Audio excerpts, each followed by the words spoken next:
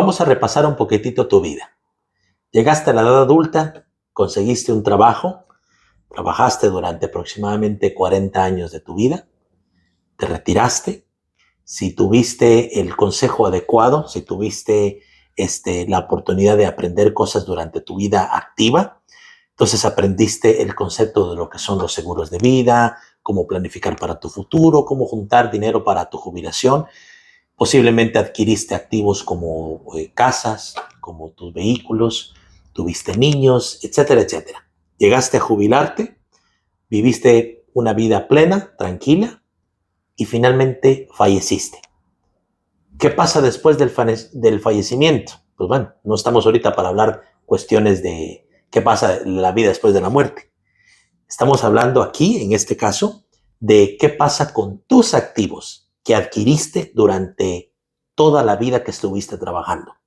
Tienes 2, tienes 3, tienes 4 hijos.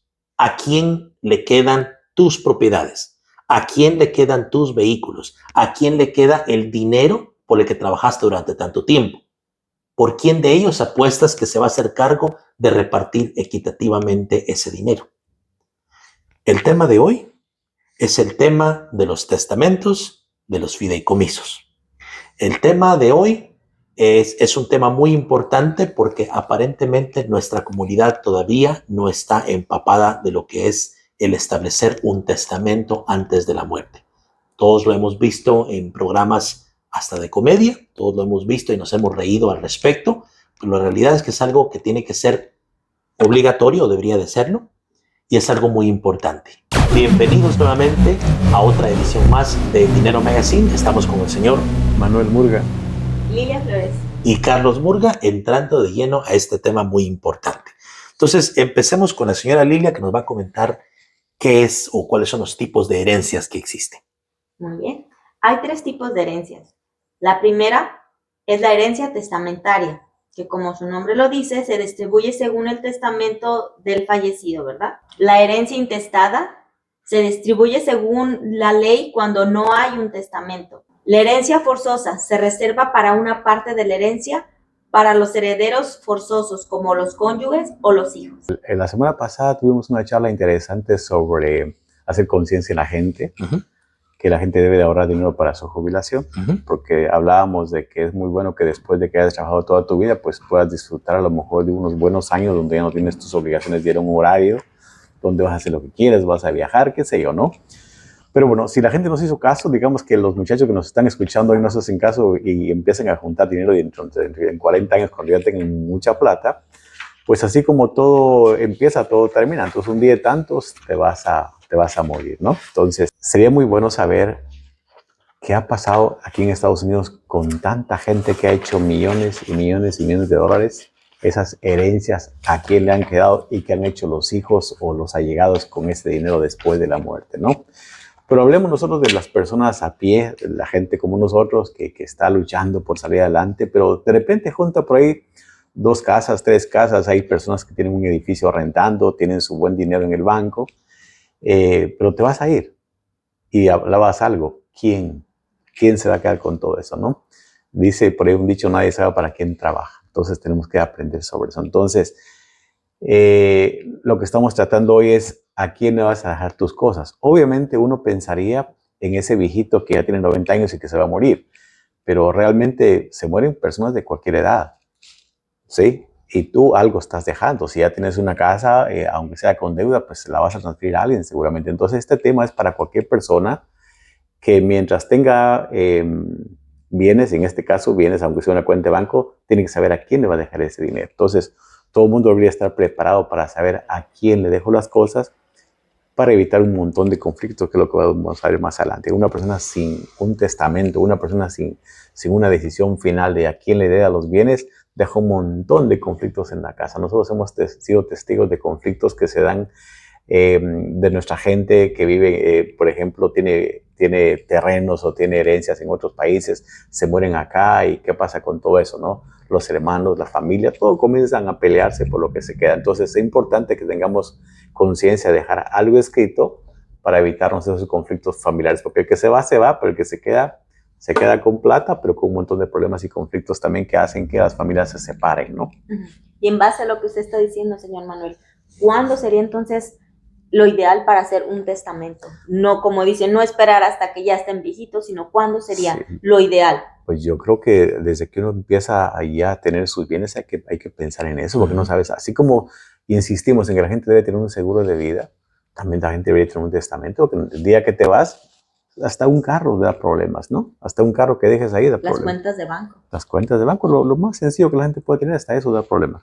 Las viudas andan viendo qué papeles llenan para poder que le den las propiedades a ellos. Yo le digo porque yo he sido testigo de eso con personas que han fallecido y nos damos cuenta que la falta de un testamento hace que la viuda, en este caso, se quede con grandes conflictos en lo que ella aprende a manejar las cosas, ¿no? Pero bueno, todos que es un testamento, ese es un documento legal que establece la voluntad de una persona respecto a la distribución de sus bienes, propiedades y activos después de su fallecimiento. Y dice que en él se especifican los beneficiarios, a quién se lo va a dejar, los herederos, las personas que van a recibir la herencia, los legados, bienes o sumas de dinero específicas que se dejan a determinadas personas, porque alguien puede distribuir dinero específicamente a alguien, ¿no? Habla también del ejecutor testamentario, que es la persona encargada de cumplir con las instrucciones del testamento y disposiciones especiales, instrucciones para el entierro, donación de órganos, etc. Todo eso. Todo eso. ¿Sí? ¿Usted lo había pensado? Yo no lo había pensado. No, yo tampoco. Tipos de testamento. Dice testamento hológrafo. Ese está escrito a mano por el testador. Algo tan simple. Clásico. Sí. Dejas algo a mano y lo metes en un sobre cerrado y dices mi testamento y lo guardas en algún lugar, ¿no? Pero es válido, señor Manuel, válido, aunque no esté notarizado. No, es válido. Entonces un testamento puede ser simplemente algo escrito de una persona donde deja sus bienes a alguien a la hora de que esa persona fallece y alguien encuentre ese testamento. Tiene que llevarlo por fuerza con un juez, ¿sí? Obviamente en el condado donde vive la persona, y el juez va a decidir cómo repartir los bienes de acuerdo a la voluntad del fallecido, de acuerdo a la voluntad del testamento. Pero ¿qué va a pasar en eso? Bueno, si la persona dejó a quién, entonces ahí comienza el juicio probatorio, le llaman, donde el juez tiene que comprobar que las personas sean realmente quien dicen que son, ¿no? Yo tengo una pregunta para usted. Cuando es un video que se graba la persona, ¿es válido? Me agarró en fly. Yo pensaría que sí, porque ahora ya estamos en la etapa moderna, claro, ¿no? De un video. Creo que sí es válido el escribirlo a mano. Sí. Si no está escrito, no está firmado, ¿será válido un video? Habría que ver qué dice la ley sobre eso. Sí, interesante. Sobre todo con lo de la inteligencia artificial, por ejemplo, ¿no? Sí. Pero yo pienso que por ahí iría la tendencia. No quiero asegurar nada ahorita que la gente ponga a hacer videos de eso, porque no. Pero hay muchas cosas de videos que no son aceptadas en los juicios cuando es un video que no ha sido consensuado por las partes, ¿no? Pero en este caso es un video propio que uno está haciendo. Habría que revisar eso, ¿no? No podría asegurarlo, pero dadas las tendencias ahora, pues podría ser, ¿no? Pero no puedo asegurar. Mejor dejen su documento escrito. Ok, pero es interesante, ¿no? Sí. Definitivamente interesante. ¿Qué más tenemos aquí? Por ejemplo, vamos a hablar de la importancia de lo que es un testamento, ¿verdad? Para empezar, dice que va a evitar conflictos familiares, es lo más obvio, ¿verdad? Porque ya está por escrito. Protege los intereses de los herederos, ¿verdad? Garantiza la distribución equitativa de los bienes, permite planificar la sucesión y reduce impuestos y costos legales. No estamos entrando de lleno a eso, estamos hablando de lo más importante por acá. Y habla de el proceso de la herencia. Número 1, fallecimiento del titular de los bienes. Luego, inicia la notificación a los herederos y beneficiarios. De ahí viene el inventariado de los bienes y propiedades, seguido de la valoración de los bienes y propiedades, y finalmente distribución de los bienes y propiedades según el testamento o la ley. Interesante. Ahora, ¿cuáles podrían ser los derechos y obligaciones de los herederos? ¿Qué tienen que ser los herederos? Dice, ¿no? Pues derecho a recibir la herencia, obviamente, obligación de pagar impuestos sobre la herencia, ¿sí? Vamos a hablar de los impuestos más adelante. Obligación de cumplir con las disposiciones del testamento, responsabilidad por las deudas y obligaciones del fallecido. Obviamente, si te dejan algo, pues también te van a dejar deudas, ¿no? Deudas también, sí, claro. Ahí te dejo el carro, pero lo siento. ¿Quién lo va a pagar? Apenas había dado el primer pago y te toca pagar el resto. Y ni me gusta el carro. Sí, ya. Ok, bueno, ok. ¿Qué más tenemos por ahí? Vamos a ver acerca de los impuestos. ¿Se paga impuestos de las herencias recibidas? Ok, interesante, ¿no? En Estados Unidos, el impuesto sobre la herencia se llama impuesto sobre el patrimonio, estate tax. Y se aplica a la masa sucesoral que incluye todos los bienes y derechos del fallecido. 17 estados y el Distrito de Columbia recaudan impuestos de sucesión sobre la herencia o ambas. Algunos estados tienen un impuesto de herencia, mientras que otros tienen un impuesto de sucesión que se aplica a lo que recibe el beneficiario de la herencia. También estamos viendo por ahí sobre el caso del estate tax, ¿no? Que decía que se paga un impuesto que es sobre el patrimonio, siempre y cuando sea arriba de $12 millones la suma de la masa hereditaria heredada, ¿no? De $12 millones. ¿Ok? Pero está interesante. Pero también, como dice aquí, depende también de cada estado, ¿ok? Y obviamente, como se dice siempre, si usted está en una posición donde tiene muchos bienes y quiere saber sobre impuestos, pues es bueno que consulte con un CPA, con una persona especializada en impuestos, para que usted sepa qué es lo que va a pasar, ¿no? Hay una pregunta que nos hicieron, que en caso de conflicto entre el testamento y el seguro de vida, eso es bien importante que lo entendamos, ¿no? Que tengo un seguro de vida, dejé a fulanito de tal como mi beneficiario y tengo un testamento por allá donde a lo mejor ese fulanito no aparece, ¿no? Y hay un testamento. ¿Qué tiene más preeminencia, verdad? ¿Un testamento o un seguro de vida? En caso de conflicto entre testamento y seguro de vida, hay un ejemplo. Vamos a dar un ejemplo primero. Un hombre tiene un testamento que deja todos sus bienes a su esposa, ¿ok? Pero también tiene un seguro de vida que designa a su hijo como beneficiario. Entonces, en este caso, ¿qué pasa? El seguro de vida se pagará al hijo según lo establecido en la póliza, ¿ok? Los bienes y propiedades no cubiertos por el seguro de vida se distribuirán según lo establecido en el testamento. En este caso anterior sería la esposa. Claro. Testamento. Es un documento que establece la voluntad del testador respecto a la distribución de sus bienes y propiedades después de su fallecimiento. Regula la asociación de los bienes y propiedades. Puede incluir disposiciones especiales como la designación de un tutor para menores o la donación de órganos. Esa es otra cuestión también. Otra cuestión. Porque ¿qué pasa si no deja menores? Puede designarse un tutor. Obviamente, si no está a lo mejor la madre en este caso, ¿no? Asumiendo que no estuviera. Asumiendo que no estuviera la madre. ¿Sí? De otra forma, la ley favorece siempre, ¿no? Sí, claro. Sí. Seguro de vida. Es un contrato entre el asegurado y la compañía de seguros. Establece que la compañía de seguros pagará una cantidad determinada o beneficio a los beneficiarios designados en caso de fallecimiento del asegurado, y el beneficio puede ser una persona o entidad. Entonces, para aclarar el punto, el testamento no tiene nada que ver con el seguro de vida. La compañía de seguros va a respetar la voluntad del asegurado cuando llegue a fallecer y designa un beneficiario, ¿no? Que puede ser un beneficiario o varios beneficiarios, ¿no? Y el testamento va a ser una cosa totalmente diferente. ¿Sí? Ok, excelente. Está muy bien. Yo tengo aquí un poquito de una pregunta, ¿verdad? Lo importante, estoy aquí pensando lo importante que es dejar algo escrito o algo ya bien pensado, pensando en lo peor. Siempre hay que pensar, ¿verdad? Sí, tiene lo razón. peor. ¿Qué pasa si los dos padres fallecen?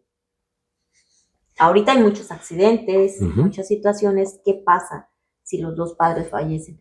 Y puede ser que haya hijos mayores de edad, pero puede ser que no. Puede ser que estén pequeños. Ahí es donde entra lo del living. Sí, pero digamos en el caso del testamento, digamos, no, en el caso del testamento uno debería como hablaba ahí del tutor, ¿no? Uno debería de poner aquí en tutor en caso, el testamento se especifica obviamente, ¿no? En la falta del padre y la madre, nombramos como tutor a fulano de tal, ¿no? ¿Y qué pasa si no hay nada? Si no hay nada, pues los menores de edad van a quedarse a cargo de un juez, quien va a decidir si se lo deja a alguien de la familia, que nombre el juez como tutor a alguien de la familia responsable, o se van a poder del Estado para que el Estado...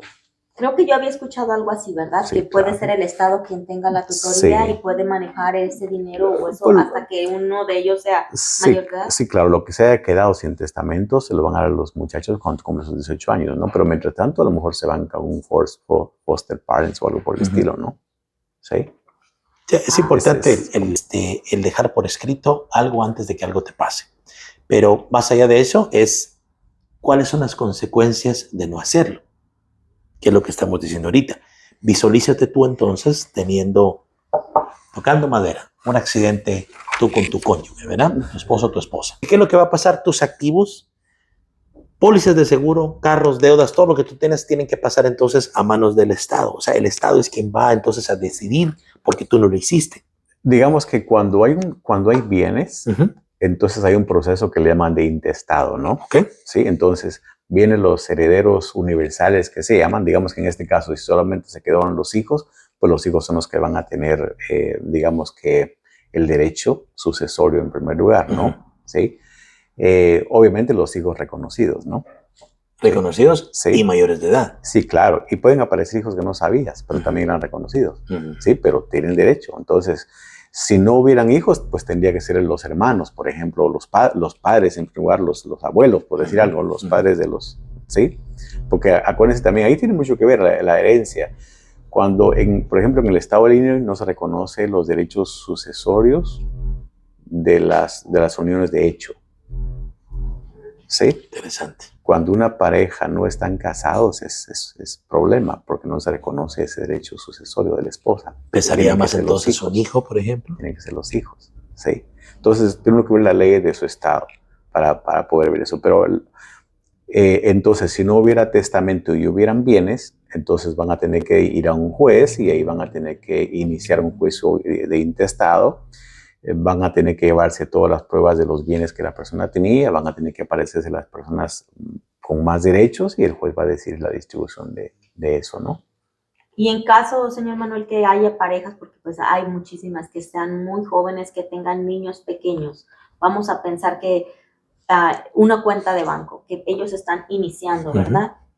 ¿Cómo yo pongo a alguien en caso de emergencia si mis niños están pequeños? ¿A quién podría poner? ¿Quién podría ser la persona indicada? O lo mejor sería alguien que nosotros lo decidiéramos en el banco de poner a alguien que se hiciera cargo. Muchas veces los bancos preguntan quién es el beneficiario en caso de que te pase algo, en caso de emergencia, quién contactar o alguno. Siempre hay alguna huella por ahí en el banco sobre eso, ¿no? Y los bancos están preparados en cantidades menores a poder transferir a las personas más indicadas ese dinero sin tener que pasar por todo un proceso legal, ¿no? Pero en cuentas pequeñas, en cuentas grandes, no pueden ellos decir, no, pues se lo damos a fulano. Ahora estamos pensando en cantidades pequeñas, sí, ¿no? Sí, claro. Entonces siempre hay alguna alternativa, ¿no? Por eso es la importancia del seguro de vida. El seguro de vida, por ejemplo, tú puedes dejar 50,000, 100,000, 500,000 y la ventaja es que de una vez dejas a una persona designada. Otra ventaja del seguro de vida es que dejas el designado y lo que la persona recibe, lo recibe totalmente libre de impuestos. Y ya no hay pleito con que no, que la mitad es mío. Si no estás designado en la póliza de seguro, no hay dinero para ti. Y si en el seguro de vida decía que la mitad te correspondía a ti y la mitad a tus hijos, por ejemplo, pero los hijos son menores de edad, ese dinero se carga a cargo de un juez, porque la compañía de seguros le da el dinero al juez que se encarga de eso, y el juez le va a dar el dinero a los niños conforme vayan cumpliendo su mayoría de edad. Wow. Entonces, para mí eso del seguro de vida está muy reglamentado, muy bueno, que la gente debe de entenderlo, porque es mucho más fácil, en este caso, una herencia con un seguro de vida a una herencia sin testamento, por ejemplo. Claro. Cuando hay una muerte y hay un testamento, ¿siempre se debe acudir a un juez? Sí, el testamento te obliga a ir a un juicio probatorio, le llaman a eso. ¿Existe una forma en la cual yo pueda dejar mis bienes sin pasar por un juez? Sí. Esa es otra figura jurídica, ¿no? Le llaman el living trust, ¿no? Sí, el living trust. En español diríamos un fideicomiso, ¿no? Básicamente es como que tú organizarás una compañía que va a ser el living trust. En esa compañía vas a nombrar un gerente, digamos, que puede ser tú mismo. Pones todos tus bienes a nombre de ese fideicomiso y tú lo sigues manejando como el manejador, digamos, como el trustee, le llaman a eso, ¿no? Tienes que nombrar beneficiarios, ¿no? Entonces, por ahí va la idea. Entonces, por ahí va la idea. Sí, entonces a la hora de que la persona fallece, entonces se liquida el fideicomiso sin necesidad de pasar por un juez porque todo ya estaba bien establecido. Entonces, eso me parece si nos queremos brincar ese juicio probatorio, hacemos un living trust. ¿Quién nos habla un poquito del living trust? Bueno, hay tres tipos. Okay. Tres tipos de living trust. El primero es el revocable. Puede ser modificado o revocado, ¿verdad? Okay. El irrevocable, como su nombre lo dice, no puede ser modificado una vez creado. Okay. Y el conyugal para parejas casadas permite esa transferencia de activos sin impuestos. ¿Y cómo funciona? Se crea un fideicomiso y se nombra el administrador, se transfieren los activos al fideicomiso, el administrador gestiona el fideicomiso según las instrucciones del grantor y al fallecimiento del grantor el fideicomiso se distribuye según las instrucciones. Sencillo. Sí. Dice por aquí se pagan impuestos con un living trust. Los beneficiarios de un living trust pueden estar sujetos a impuestos sobre la herencia recibida, obviamente viendo los montos que hablábamos antes, ¿no? Dependiendo de las leyes fiscales del país o estado en el que se encuentren. Dice impuesto federal sobre la herencia o el estate tax que estábamos llamando. En Estados Unidos el impuesto sobre esta herencia se aplica a la masa sucesoral que supera un cierto límite que usted ya lo decía, que era 12.92 millones que fue designado en el 2020. ¿Qué? Entonces no nos preocupamos por eso. 12.92 millones. O a lo mejor el año de nada sí me preocupa. Mis primeros 12 están libres. Entonces. Sí, okay. El impuesto estatal sobre la herencia, dice, algunos estados tienen su propio impuesto, que también ya lo habíamos dicho, ¿verdad? Que puede variar según en el estado en que se encuentra. Interesante. Y los impuestos sobre los activos del living trust, dice, impuestos sobre la propiedad, los beneficiarios pueden estar sujetos a impuestos sobre la propiedad si reciben bienes inmuebles. Sí, obvio, ¿no? Si me dejan una herencia de un edificio, voy a tener que seguir pagando los impuestos del sí o sí. Del edificio, sí, ¿verdad? Claro. Testamento o no. Sí, claro, sí, claro. Impuestos sobre la renta, dice, los beneficiarios pueden estar sujetos a impuestos sobre la renta si reciben ingresos generados por más activos del fideicomiso. Te dejaron un edificio con 5 apartamentos, vas a estar haciendo un income por ahí, tienes que pagar el impuesto sobre las ganancias. Sobre ese dinero, ¿no? Que está. Claro, sí, claro, porque si tienes el activo, tienes también las responsabilidades, ¿no? Sí. Los cónyuges pueden ser exentos de impuestos sobre la herencia, dice también. Exención para hijos. Algunos estados tienen exenciones para los hijos. Donaciones, los grantors, o sea, la persona que otorga el living trust, puede hacer donaciones durante su vida para reducir la masa sucesoral. Hagamos un breve recuento de esto, ¿no? Primero, estar conscientes de que un día te vas a ir. Lo lógico es que te vayas el día que ya estés viejito, ¿no? Es supremamente importante que las personas que se van dejen algo escrito para evitar conflictos. Decía por ahí, un dicho por ahí que dice que si quieres conocer a tus hijos, herédales, dicen por ahí, ¿no? Es duro, pero es lo que es, ¿no? O los parientes. Porque yo he visto acá personas que se acercan conmigo y me dicen, mire, mi mamá me dejó un terreno en México, por ejemplo. El terreno ni siquiera estaba a nombre de la mamá, sino que está a nombre a lo mejor de la bisabuela, pero todo el mundo fue falleciendo y no se dejó testamento ni nada, ¿no? Pero ahora tengo unos tíos allá que dicen que ese terreno les corresponde a ellos porque dicen que mi mamá les dijo que esa herencia iba a ser de ellos porque yo vivía aquí en México y en Estados Unidos. ¿Para qué quiero la herencia en Estados Unidos si el terreno está en México, no?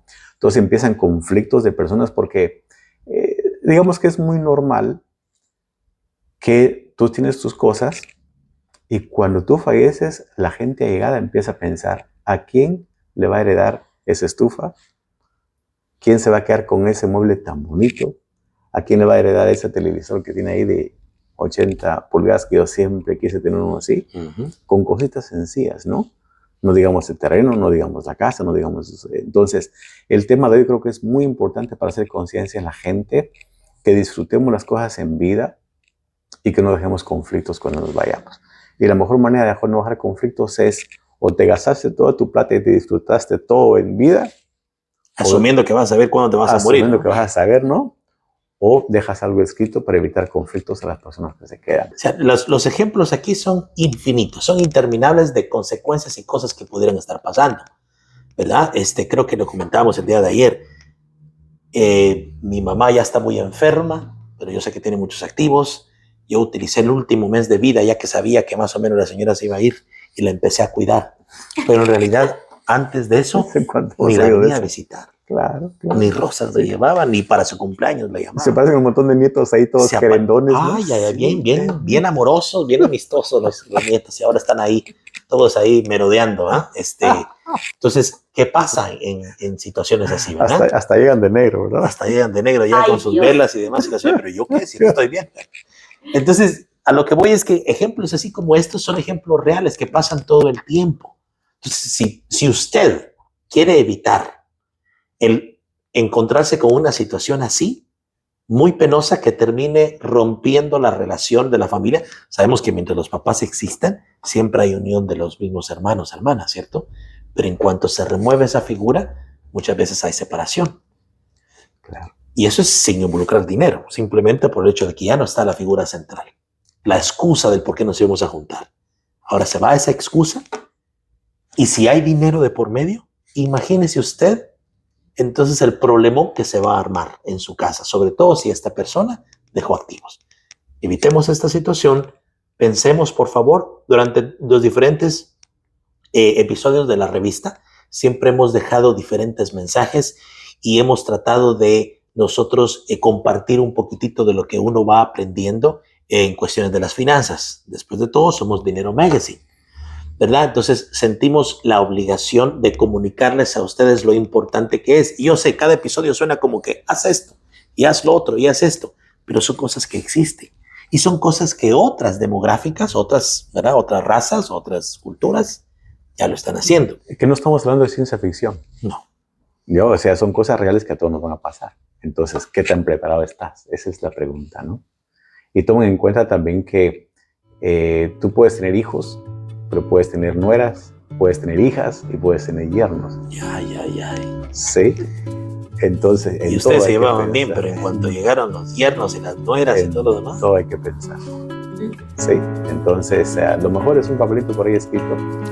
Consulten con un abogado, consulten un notario que los pueda ayudar sobre eso, tomen acción, disfruten su vida como les decimos, pero también hay que pensar en el día que lo parta, qué es lo que voy a hacer con mis cosas. Eso es prudente. Entonces, ¿algo más? No, nada, aquí tenemos estas dos magníficas opciones, que es el testamento y un living. Hay que aprovecharlo, ¿verdad? ¿No te vas a desahogar? No, ok, entonces no se va a desahogar. Quiero decir algo. Sí, tiene ahí algo clavado. Si tiene algo por ahí. Está bien. Un placer para nosotros poder estar nuevamente con ustedes. Espero que hayamos aprendido de todo el contenido que tengamos. Y si hay algo que tienen dudas, vuelvan a repasar otra vez el video, ¿verdad? Hagan su propia investigación. Siempre es para nosotros un orgullo el venir y platicar esos temas con ustedes. Cualquier sugerencia, ya saben cómo mandarlo, editor@dineromagazineonline.com. Somos nuevamente Dinero Magazine y esperamos vernos la próxima semana.